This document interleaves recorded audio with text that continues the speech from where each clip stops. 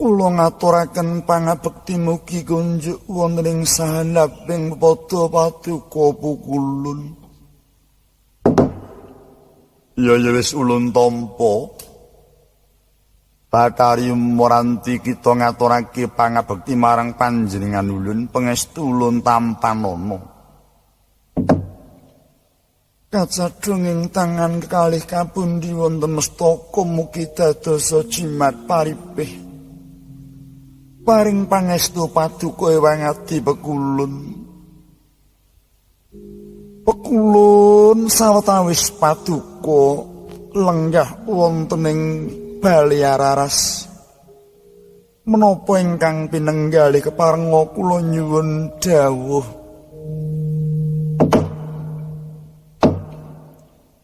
Marma ulun sawetara dumunung ing pasewakan.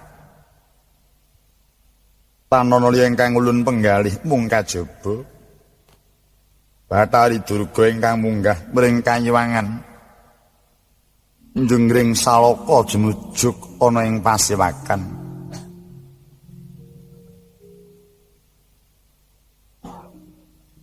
Menapa wigatosipun Durga sowan dhateng Kayuwangan Batubat layak. Pukulun sawetara dangu pinarak ana Kayuwangan jebul tamune Durga. Aja kuwatir ulun ora apa-apa. Ulun swan Durga swan mring Kayuwangan iku mau sak temeni pinangisan marang Dewa Srani kepengin nyuwun wahyu toh jali. Ulun minangkani apa kang dadi penyuwuning Dewa Srani lumantar Durga. Menawi ngantos mboten dipun keparingaken mbok menawi mangke kirang prayogi ing wingkingipun pancen kodrate wahyu kudu ditampa Dewa Srani. Awit kang saka iku Yayi Bathari ulun mundhut pamit arsa jengkar sangka Kayuwangan. Ing pangajab bakal ngulatake bakal tumekaning kanugrahan kang tinampa marang Dewa Srani. Menawi kepareng kula badhe nderek jengkar paduka.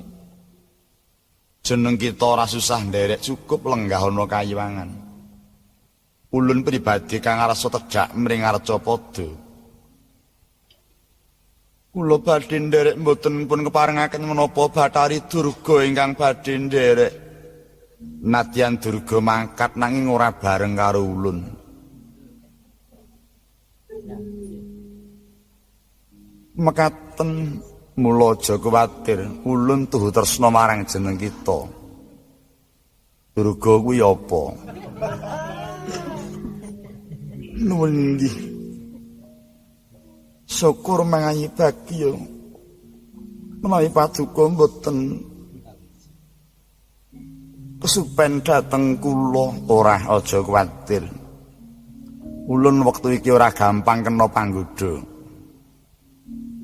Ulun wis nebus sakathahing pidesan, sakathahing keluputan, mula ulun mung bakal dandan-dandan. Aja kuwatir rasaning ati kita. Panjenipun kula badhe nderek wis ora susah nderek, cukup lenggah ana Kayuwangan. Mengko Kayuwangan sing ngopeni sapa menawa kita bakal nderek. Menapa kula kemawon nderek? Jeneng kita uga ora kena. Bathari Suparmi. Kula kemawon nderek, kita uga ora kepareng. Cukup ngadhep ana ngersaning Gusti Nira. Tepat. Anggere Durga teka kok marake kisruh ya ngger. Adate nalika semana yen pekulun tedhak Kiwang Bathari ora keri bareng iki Bathari arep nderek kok ora pareng. Marga wis disani Durga kendaraane yo. Ya wis. Mula Yayi Bathari mara tumuli ulun derekna manjing. Pasemetan suci ulun tumuli bakal maneges marang karasaning Yuang Loto Waludya. Inggih, namung kepareng monggo paduka kula dherekaken. Malebet ing sasana Ndrayana sawetawis kula dherekaken dhahar. Menika sampun cumawis jambu dipunirmala pelem pertangga jiwa. Jambu dipunirmala pelem pertangga jiwa. Ora liwat ulun namung manut, nanging wis dadi pekareman ulun. Ulun dahar kepengin mirengake lalasing gending leting irama. Meninggih kepareng paduka kados pundi? Ulun ngersakake dahar jambu dipunirmala kalam pelem pertangga jiwa. Nanging ulun supaya diiringi swaraning gamelan Lokananta. Apa wis cemawis para abdi dalem niyaga Gandharwa? Nuwun inggih kados mboten wonten ingkang cicir menika sampun jangkep. Sami sowan para abdi dalem niyaga Gandharwa. Waranggana ingkang mabiyantara menika wonten kalih. Setunggal menika Bathari Tugini. Kaping kalih menika Bathari Migut. Maraca Balun ngersakake sinom parijata supaya Bathari Tugini ingkang ambukani karben enak nggon ulun dahar jambu dipunirmala. Kula nuwun inggih mugi keparenga miyarsa pekulun.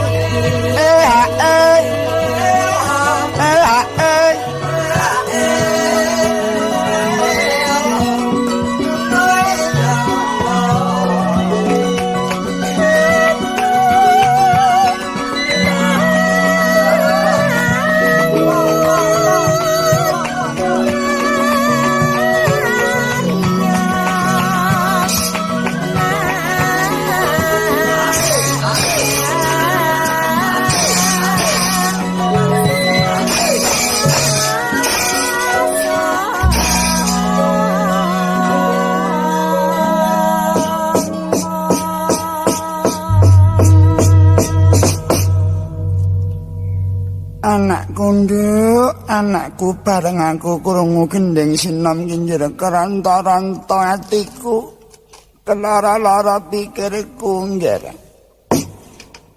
Keronto-ronto perkara apa kelara-lara sebab apa yung kelingan jaman aku ana donya isih urip biyen nduk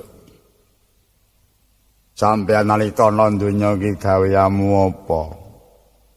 Nalika aku ana donya kire kae ya dadi pesinden lho nduk. Tur laris banget aku dhisik arang-arangan ning omah. Piyayi kono nganggokke, piyayi kene nganggokke nganti ora kober. Ngopeni kowe jaman kowe isih cilik. Mula kowe biyen kira tak titipake karo sawijining wong tuwa. Takkan ngopeni kowe nduk sijem. Iya, dadi malah ora tak openi. Ora aku marga sangka kokean gawean. Kowe dhisik iso kondang jaman urip ana donya. Iya rek kae ngono rada duwe jeneng. Ya ora aneh apa aku dhisik iki kondang wong bapakmu iki dhisik yoga kok nggih. Bapak iya, bapakmu dhisik iki yoga, syaratane susuran. Kuku sing dupa gumelun ngening kan biasa ngabeke sawengku sagung dadahan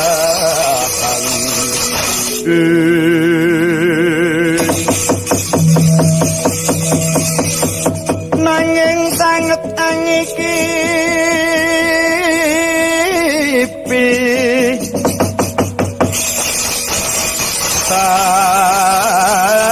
ngrektikane putra kang andhok saking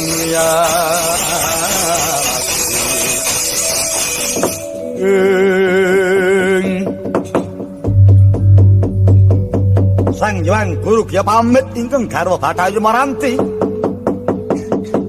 Segera bidal saking Kayuwangan kang sejatine Betari Durga sampun siningetaken dhateng Kayuwanganing Bathara Temburu.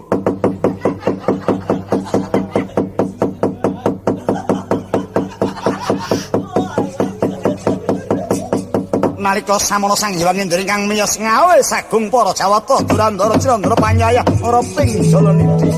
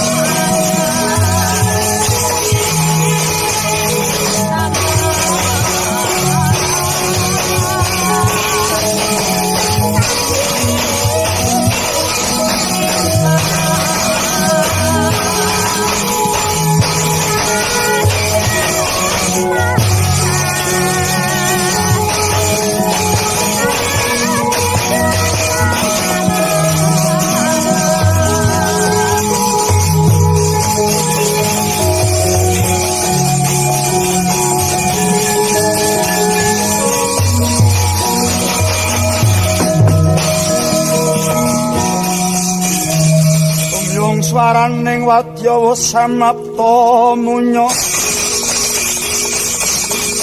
langkung beryarbut papan ingkang luru panono liru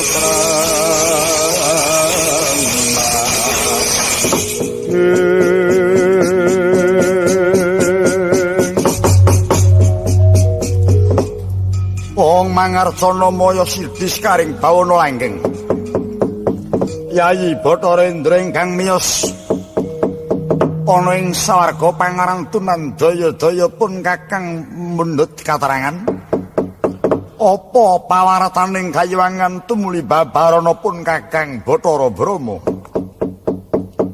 ya Yayi paran wigati ning pasewakan tumuli babarana pun kakang Bathara Sambu Ong mangarcana maya sidhi sekaring bawana langgeng Yayi Indra daya-daya pun kakang mundhut keterangan babarana pun kakang Bathara Yamadipati kula inggih nyuwun dawuh kakang Pengulun kepareng mbabari dhateng ri paduka kula pun Bathara Prit Anjala wilahan Yayi Indra pun kakang ingkang prapta Yayi ana wigati apa para dewa padha digelumpukake tumuli babarana pun kakang Tembara Yayi kabeh para kadang kakang Brahma kakang Sambu kakang Yama kakang Tembara Yayi Prit Anjala padha ndak klumpukake ning swarga pangarantunan ingkang wigatine dina iki aku nampa dawuh saka Rama Pekulun para kadang Jawata kinentu medhak menyang Gunung Arjuna nyirnakake marang si Janaka Janaka bakal disirnakake dosane apa ya dosane apa lho pute apa kok Janaka bakal disirnakake Yayi mawanti-wanti dawuh saka Rama Kulun lamun to kabeh para kadang takon dosane Janaka kene nyemplung menyang kawah Candra Dimuka ing kono bakal weruh dosane si Janaka lah talah iya yen pancen ngono ora iwat ngestake dawuh Rama Kulun saguh minangkani pati ning si Janaka ya gandeng aku winengku ana panguwasaning Kulun Bathara Guru awit kang saka iku aku saguh nyirnakake marang Permadi wis ora susah teng krempiak para kadang padha mangkat rawi-rawi rantas malang-malang putung aku dhewe sing bakal minangkani patine Janaka yen aku wis gelem tumandang sepira panggane Janaka ora bakal sesore kelakon wala banjut nyawane tak cemplungake kawah Candra Dimuka kareben dadi inti ping sibleket apa nanging kok kurang penak rasane atiku ing atase bakal midono titah kang ora terang dosa keluputane iki apa ora jeneng nerak pacak nerajang angger Yayi Indra ora susah kakang ya mung ngrumpaka kang ora-ora awit iki dawuh sangka Pukulun lho kabeh kok padha tumindak ora kena kaya disong salah sawiji kudu budal kabeh mring Gunung Arjuna yo prayoga dibrake dina iki ya prayoga dibedalake dina iki ora usah ndadak kesuwen monggo mundhak nyudakake greget ayo mangkat saiki tumurun nyang Gunung Arjuna Yayi Prit Anjala nuwun wonten dawuh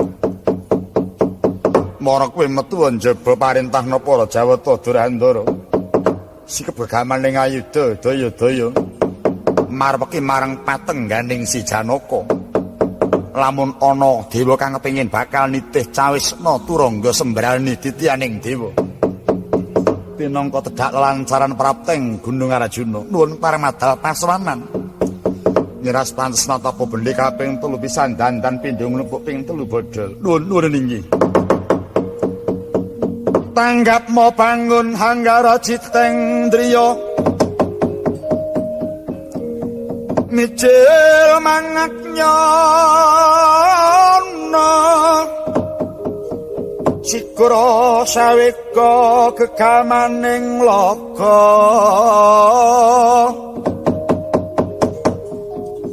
haparing kata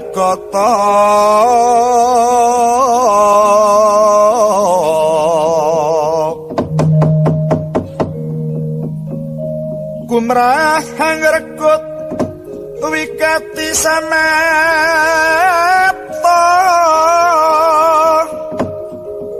tantara sampeka sampating wadya kus wabra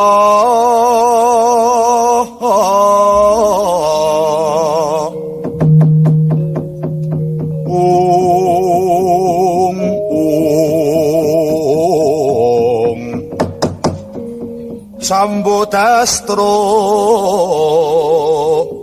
tama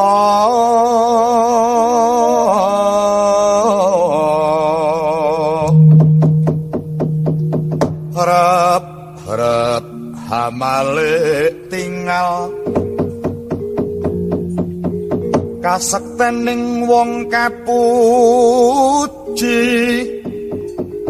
gunaning suntan kok wicara para tondo budimu cemar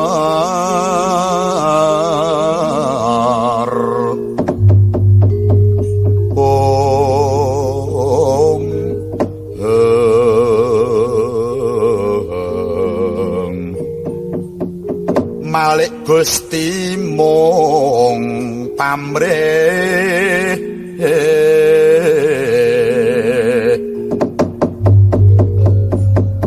pangauban waneh mungsuh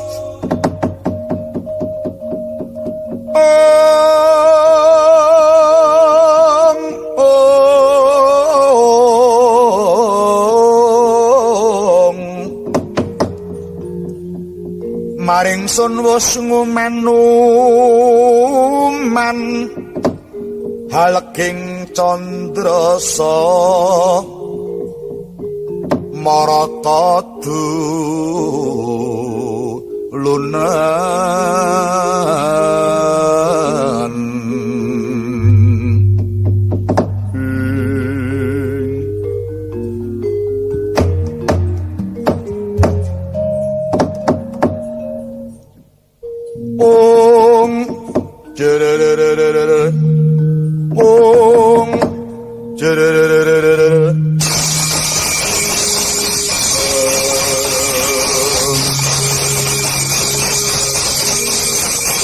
patine reku parek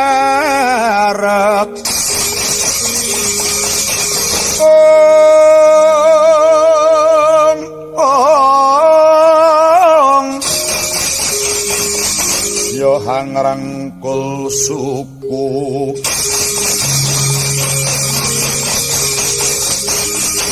ngrerepa nyuwun urip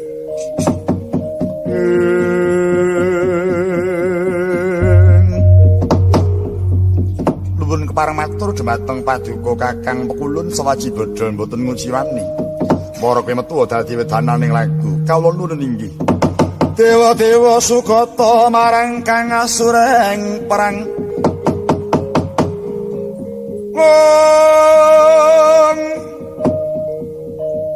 ngutani aromarum ngendan wing ngawiyat narada ngepalani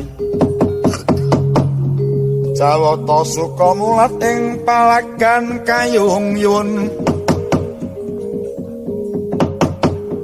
yitaning were raksasa kara masingon abdo Waraja mangsa sura ing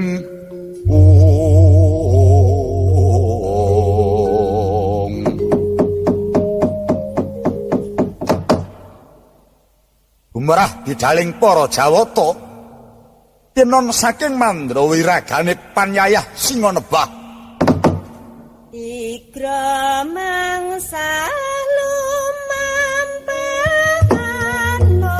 wirama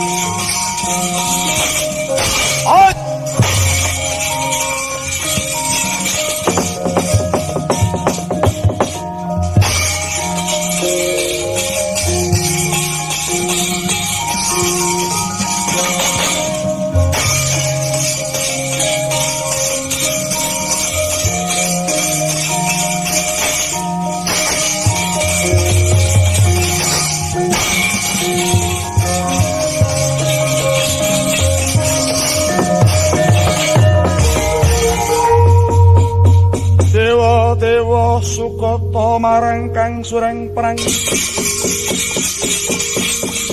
ngutani arum-arum ngentan wing ngawiyat suka mulating palagan kayung yen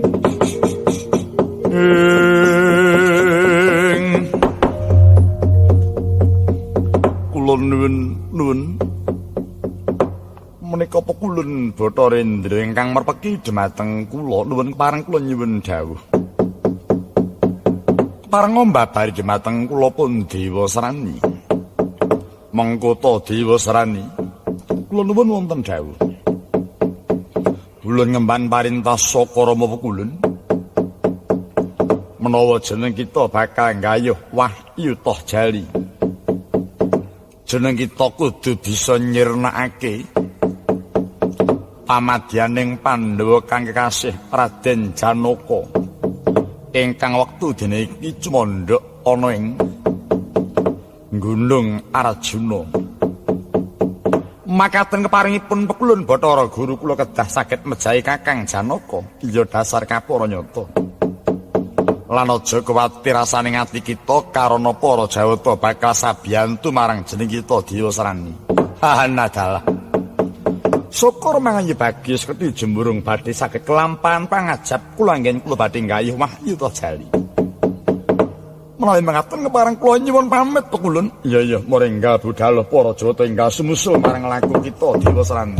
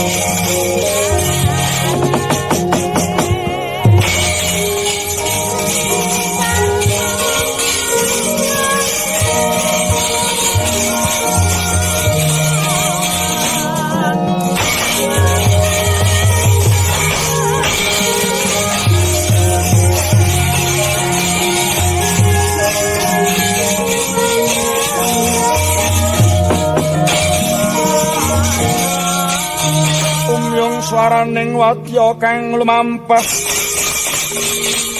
kumpul kajil sirwatata tansar den romet pernah wajeng lan kending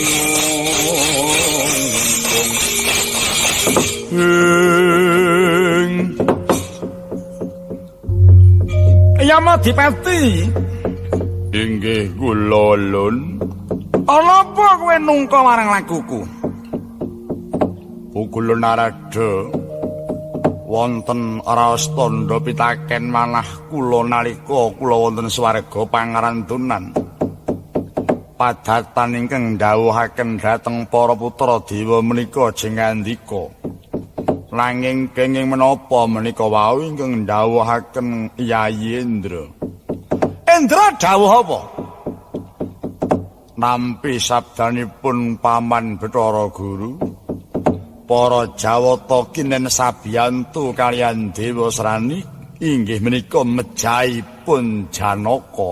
Wae lah saya ngladrah pakarti ning Adi Guru. Diteruske nggone tumindak sasar malah dina iki bakal nyirnakake marang Janaka. Ulun jarwani Yamadipati. Wiwit dina iki ulun wis ora dadi dewa maneh. Ulun wis ora melu ana kayangan jenggring selaka. Lho, sababipun menapa?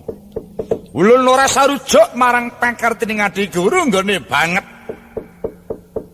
Ngemuli marang si Dewa Srani perkara wahyu toh jali. Mongko dewa wis janjekake menawa wahyu bakal diwenehake marang Janaka nanging bareng kayangan Kunggahan Durga. Malek tinggal Adi Guru katitik dina iki wahyu bakal diwenehake nyang Dewa Srani. Ora sida diparingake marang Janaka. Aku ngelingake parandene tutur ketawur tanpa pinenggalih Adi Guru. Mula Yamadipati. Katinimbang aku mengko klepetan tirta letuh luwung aku ora melu marang Adi Guru. Aku ora sarujuk marang kareping Adi Guru. Malah iki aku krungu Janaka bakal dipateni saka kowe kang matur. Wah, saya gedhe welasku marang Janaka. Aku ora kondur nyang sithik pangudal-udal aku bakal jumujuk menyang Gunung Arjuna. Perlune aku bakal sabiyantu marang si Janaka. Menawi ngaten bekulun kula mboten kantun keparenga kula inggih nderek paduka. Lho. Melu aku piye? Kapareng kula nderek paduka inggih tumut ngrencangi dhateng Janaka. Kowe sik to. Kowe aja rubo-rubo gedang nggonmu melu. Marga iki tatawane pangkat apa lenggan. Yen nganti Adi Guru mirsa kowe melu aku ora urung dipocot nggonmu dadi dewa. Mboten dados dewa nggih mboten napa-napa. Napa kurang gawean to, Lun. Kula prai dadi dewa, dadi makelar nggih saged. Sing kaenek kaya kula niku pun mboten kurang akal. Dadi makelar kira-kira mboten badhe nggih ngewangi tukang rekam lho. Butuh rak nyambut gawe to. Wah, nek pancen wis mantep pikirmu ya wis syukur bagi sewu. Tegese kowe ngiloni wong tumindak sing bener. Lah nggih, kula niki ambak melu niku mboten mung gaco melune nggih kula pikir. Kula manah sing supaya ampun nganti pidhendan tumanduk ten kula. Oh iya. Yen pancen mengkono ora ya. Dileke gambar peki marang patengganing si Janaka ning kowe kudu lila upama kowe dipocot kowe dadi dewa. Nggih. Kula lila, kula mboten badhe awal kula nglabuhi Janaka nggih mboten kleru. Wong Janaka niku nggih mantu kula. Niku bojone anak kula wedok. Oh iya. Pokoke tak kanthi to iki. Sawise kula dherekaken lun merpeki dhateng Janaka.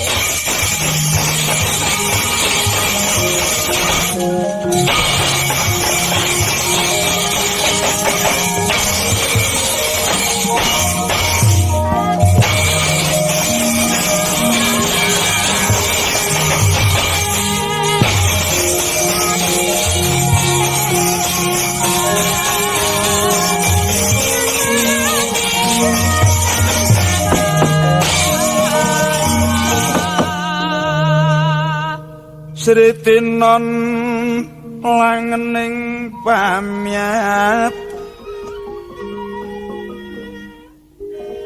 busana maneka warna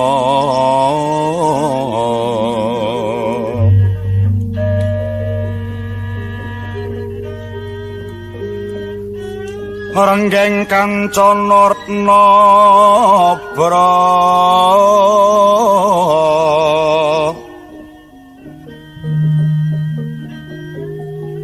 pandera layu kumitir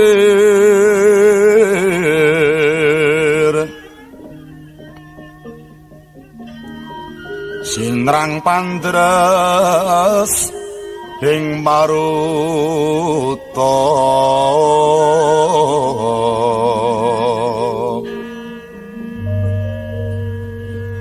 serana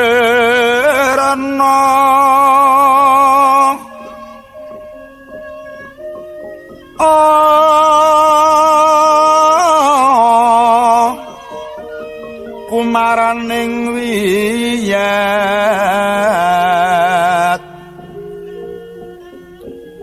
mantian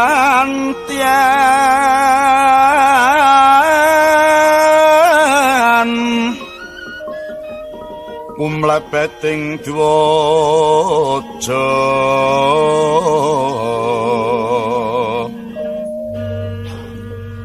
siuh prasta kayu kaprapal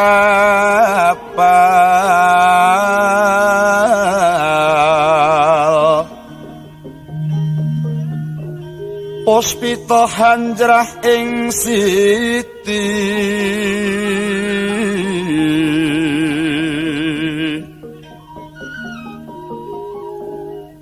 ron mawur kadya pengangin kukila ubarah sumebar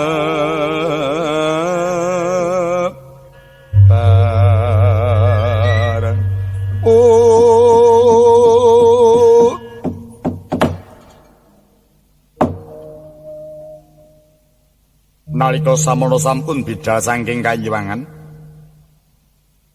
sagung para Jawata durhandara mestuti marang sabdaning Hyang Guru ing cipta minangkani anyirnakaken dhateng pamadyaning Pandodyan Harjuna ingkang dumunung wonten ing sukuning Arga Harjuna tan kantun Prabu Dewasrani ingkang ugi sampun bidhal arsa anyirnakaken dhateng Sang Arjuna nalika samono Bathara Yamadipati amanggi kelawan Hyang Narada tansah rujuk marang lekasing para Jawata ingkang pinatah nyirnakaken dhateng Sang Permadi mila tan moko lamun to Hyang Yama ing mangki sigra nderek dhateng Hyang Narada ing cipta andhinging lampah enggal prapteng Gunung Arjuna mrepeki dhateng Raden Janaka sinegek ingkang lumawat nengna kang kinucap ing mangke datan kadya ingkang wonten sukuning Gunung Harjuna katingal pamadyan ing Pandodyan Harjuna ingkang pinarak lenggah kahadep kelawan pandhita ing Kendali Sadar Kesyanoman nalika mesu cipta Sang Binagus Sang Anoman datan pegat tansah hambesmi menyan seta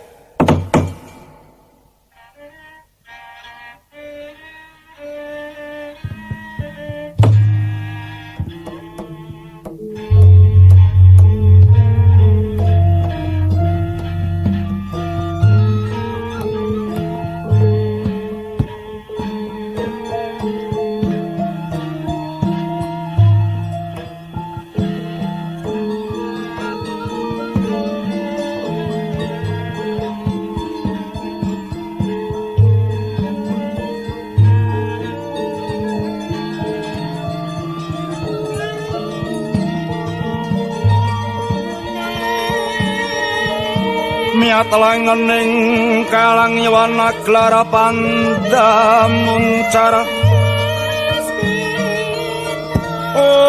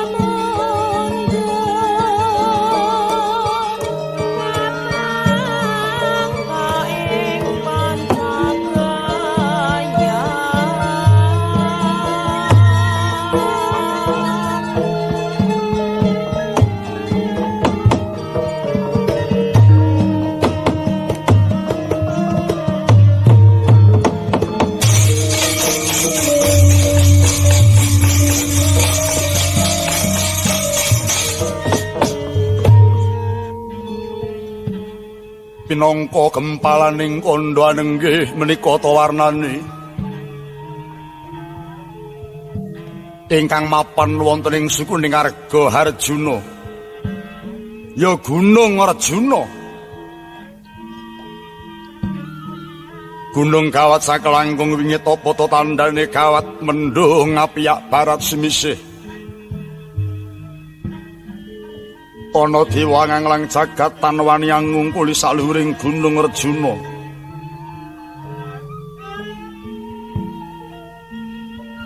Areng-arenging gunung Katingawana ingkang runggut. Daksine masak kathah isen-isen kemakse galak kayata.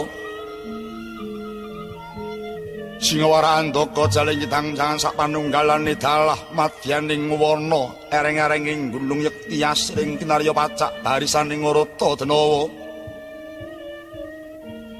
So papaning gendruwo tedan dilili Banaspati Kenjong Warudaya klek-klek balung atandak.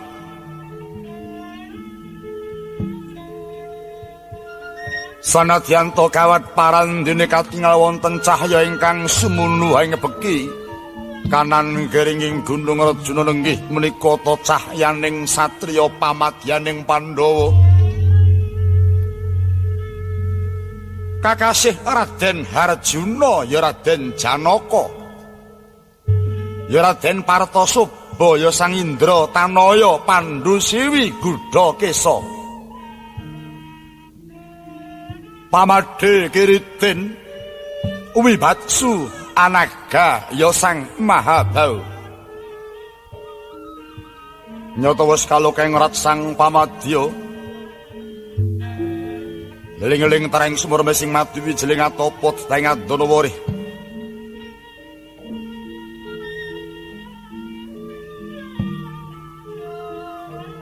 Mas ing asepi yoga brata mapan wonten sekuning Gunung Arjuna ing pangajap amu meminta nugrahaning jagat nenggih wahyu toh jali.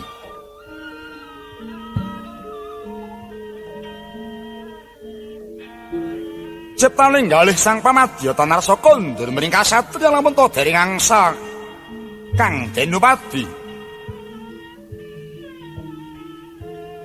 Nalika samono Sang Pamadya lenggah ingkang katinggal ngadhep makidupuh Susilastoan Naraga nenggih menika to warnaning pandhita ing kendhali sada Sang Reksyana maningkang tansah memanuki dhateng Sang Bagus.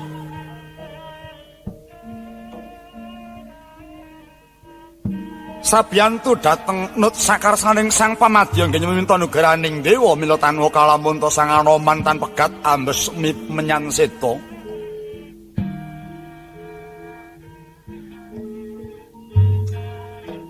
Sawetawis lenggahing Sang Apekik teka mangkon wijining pangendika ingkang dereng kawiyos ing lesan. Kalau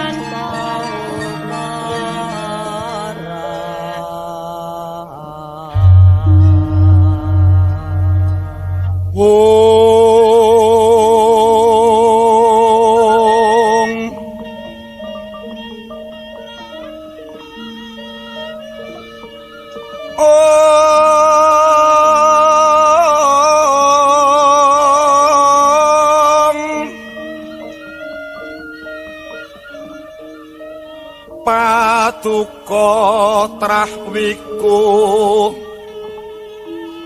raja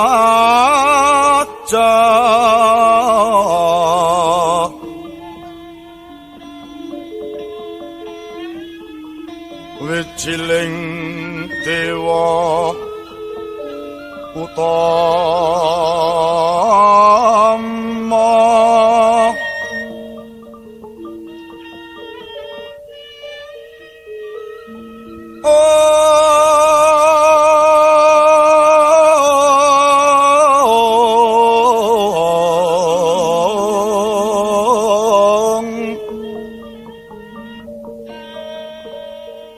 parantan teguhing driya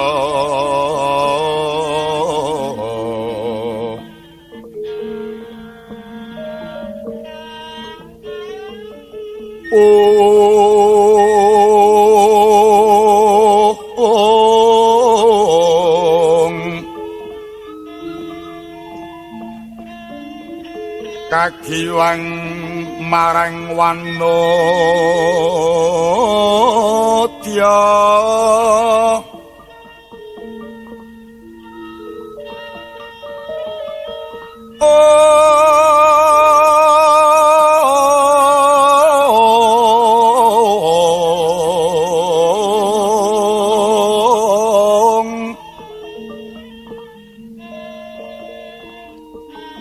iku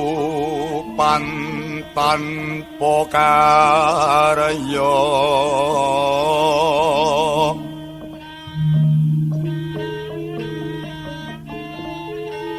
tan mrih haracaning salira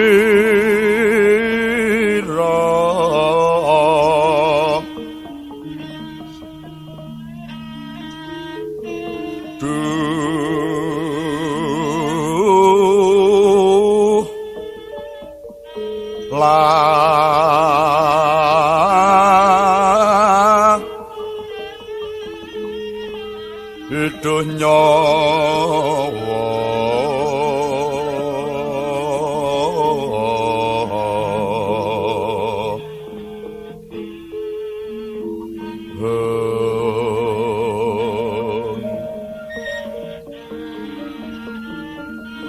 hengeta copaning sukma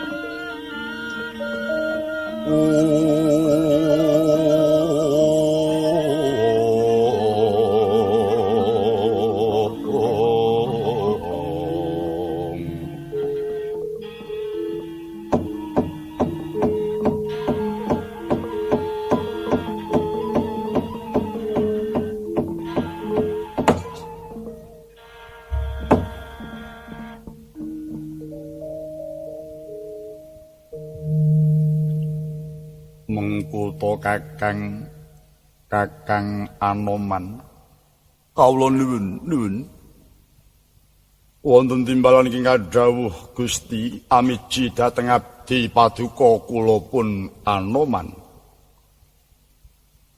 wusana pirang candra lawas yanggone dumunung ana ing sukuning Arga Arjuna kene kakang kawula nuwun inggih menawi paduka Gusti andang ulaminipun anggenipun cemondhok wonten ing sukuning Arga Arjuna ngriki kirang mboten kathah langkung sawetawis sampun wonten salebeting dwiwarsa kalenggahan menika yen mengkono wis sawatur lawas anggone cemondhok ana ing kene kakang kawula nuwun inggih namung duh Gusti sepinten kelepatan kula nyuwun pangapunten ingkang kathah. Salaminipun kalih taun anggen kula nderek paduka Gusti lenggah wonten ing mriki parandene babar pisan kula dereng wuninga. Menapa ingkang kinersakaken paduka Gusti ngantos dangu tilar kasatriyan. Ingkang kula batos mentah sulaing para garwa ingkang paduka tilar Gusti karana kula pitados bilih para garwa mboten wuninga menawi paduka Gusti mapan. Kula pitados bilih para garwa mboten wuninga menawi paduka Gusti mapan wonten ing mriki.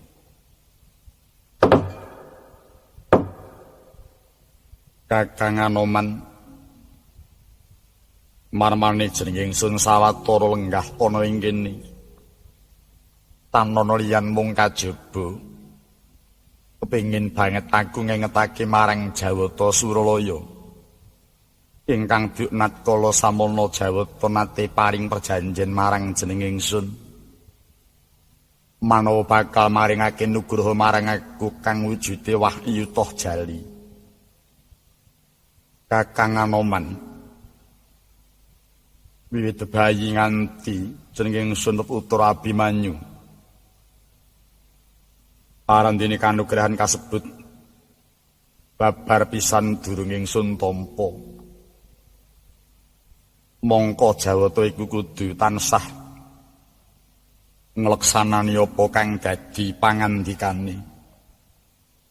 Mula banget anggonku ngreksa marang kaluhuraning Jawata mbok menawa para dewa supe marang kang dadi sabdane. Ya kanthi srana iki jenenge ingsun kepareng ngengetake marang para Jawata. Weilatal. Satu gegayewan ingkang luhur tumrap pemanggihipun pun Anoman lekas paduka ingkang tansah keparing ngetaken dumateng Jawata inggih Raden. Nadyan menika wujuding Jawata nanging kula petang inggih taksih mujudaken titah tan perbeda kula kalian paduka Gusti. Sipating titah makaten boten badhe ical saking sandanganing titah inggih menika apes murka kalian lali. Ingkang menika Gusti kula nderek mangayu bagya kepareng paduka ngengetaken dumateng para Jawata. Saha penyuwun kula dumateng paduka Gusti netepana dumateng kekudangan ingkang sampun kasrat wonten ing Pustaka Witaradya. Ingkang ing mriku hangwrat 11 bab menggah ingkang dados kaultimaning satriya. Ingkang sepisan nulinggih sinebat Jagara Angkara Winangun. Ingkang werdinipun satriya mekaten tansah remena meper dhateng hawa nafsu. Ingkang angka kalih sinebat Sarjana Marjayeng Westi. Tiyang ingkang linangkung menika ingkang saged nyingkiraken bebaya utawi kamurkan. Kaping 3 sinebat Puwara Kasup Kuwasa. Ingkang werdinipun wasana saged misuwur kuwasa. Ingkang kaping 4 sinebat Wasita Jleweda Muni. Ingkang werdinipun wewarah salebeting weda sampun angungkapaken piwucal ingkang luhur. Kaping gangsal sinebat Suradira Jayaningrat. Ingkang werdinipun tiyang ingkang remen ngegungaken kasuran saha kasudiran. Pertamtu badhe lebur dening pangastuti ingkang werdinipun badhe sirna ing tindak ingkang tansah miturut damaring Gusti Kang Hakarya Jagat. Kaping 10 sinebat ring janma dikang winangun. Inggih dhateng tiyang ingkang linangkung menika ingkang sampun tata gesangipun boten badhe tumindak saha boten badhe gadah watak angkara murka. Kaping 8 sinebat kumenyar wimbaning rawi ingkang mengwerdi gumebyar kados pething Hyang Surya. Kaping 9 sinebat minangkang sarwa dumadi ingkang ing mriku mengku teges sampun cetha menggah menapa ingkang dados isining jagat ingkang gumelar. Kaping 10 sinebat Hambeksanto para marta ingkang mengwerdi yang ingkang boten angkara murka watakipun alus boten badhe damel kapitunaning asanes lan tansah acaos dhateng asrep tumrap tiasing sesami ingkang wekasan sinebat Puwara Hanyakrawati inggih namung tiyang ingkang saged meper nafsu ngendhem kamurkan menika ingkang saged mengku jagat saha nguwasani dhateng pemerintahan jumbuh kalian lekasipun paduka Gusti ingkang tansah ngimutaken dhateng lekasing Jawata pakarti mekaten kula wau mujudaken paduka Raden sampun netepi dhateng kekudanganing serat Witaradi ingkang sampun kawula aturaken kala wau. Iya Kakang Anoman bangeting panarimaku. Sakabeh ngatur saka sira Kakang Anoman. Ya mung wae Kakang ambuk menawa sira bisa mawas apa kira-kira jeneng ingsun iki. Kawasa nampa nugrahaning Jawata kang sinebut Wahyu toh Jali. Duh Raden Kusumaning bangsa mustikaning para jalma, pitataning para satriya. Nur inggih pengayamaning sedaya para bebrayan. Menawi Raden nandhangu menapa sakinten paduka kuwawi nampi ngguraning Jawata, saenget kula Raden. Kemutan dhateng pitungkasing sawargi sesembahan kula sinuwun Prabu Ramalega ingkang sampun kundur. Tiyang ingkang kacelaan kanugrahan menika ing mriku saged dipun titik saking sepisan anggenipun tekun lair bates panembahipun dumateng Gusti kang akarya jagat. Katitik anggenipun angleksanani parentahing agami ingkang rinasuk kanthi tulus, laras, lurus lan leres. Saha saged dipun titik satriya ingkang tansah nyalira dhateng jiwa kamanungsan luhur. Ingkang katitik saking tindak tandukipun sadinten dintenipun. Ini tansah remen tetulung dumateng kacintrakaning sesami sarta nyirik dumateng tindak durjana juti kawimbuhan sumingkir saking kasukan ingkang dados laranganing agami suci. Saha malih Raden saged dipun titik dumateng satriya kasebat ingkang tansah nengenaken dhateng kerukunaning bangsa lan bebrayan. Katitik remen memayu hayuning bebrayan ingkang boten bedak-bedakaken golongan suku, golonganing bangsa, golonganing kulit, golonganing agami. Saha boten metang dhateng luhur dalah cendheking budaya. Sedaya dipun kanthi mangun jiwa hambangun praja kanthi manunggalaken cipta rasa karsa lan karyanipun. Saha malih Raden tiyang ingkang badhe kesenengan kanugrahan menika saged dipun titik dumateng satriya kasebat ingkang tansah nindakaken tindak tanduk hambung tansah dasar sarasean ingkang mekaten datanate tumindak nilar dhateng jejering kasatriyan ingkang luhur. Titikanipun ketingal anggenipun tansah nengenaken dhateng kabetahaning bebrayan, ngiwakaken dhateng kabetahan pribadi. Turta wani ing angel ajrih ing gampil. Mboten ati anggunggung diri. Wontenipun hamung tansah sarwa lugu netepi dhateng jejeging kewajibanipun. Saha malih Raden ingkang wekasan satriya ingkang kesenengan kanugrahan menika mangke saged dipun titik saking tumindakipun ingkang tansah sengsem dumateng jejeging adil ingkang adhedhasar bener ingkang anjekipun dumateng katentreman bebrayan lahir lan batosipun. Dene titikanipun satriya kala wau tansah taburi tapa brata ingkang wigatos ngulinakaken gesang prasaja salaras kalian panggesanganing kawula sapraja wewengkonipun. Monggo petanganipun pun Anoman ingkang kula aturaken dhateng paduka kala wau sedaya sampun kasalira dhateng paduka Gusti ingkang menika. Mboten ateges kula menika mesthekaken, mbok menawi inggih namung paduka ingkang badhe kuwawi hanampi dhateng wahyuning Gusti kang akarya jagat. Pramara reh mangus wamungan brengeng kati karunaning kaswase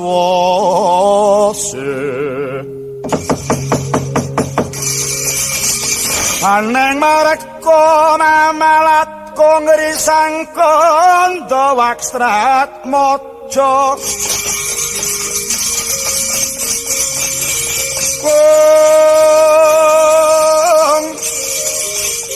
nganglong lalu angulati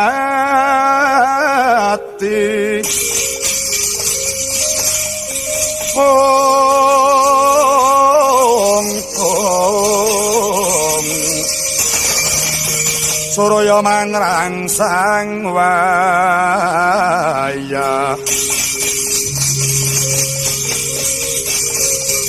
Umyo samara wayanko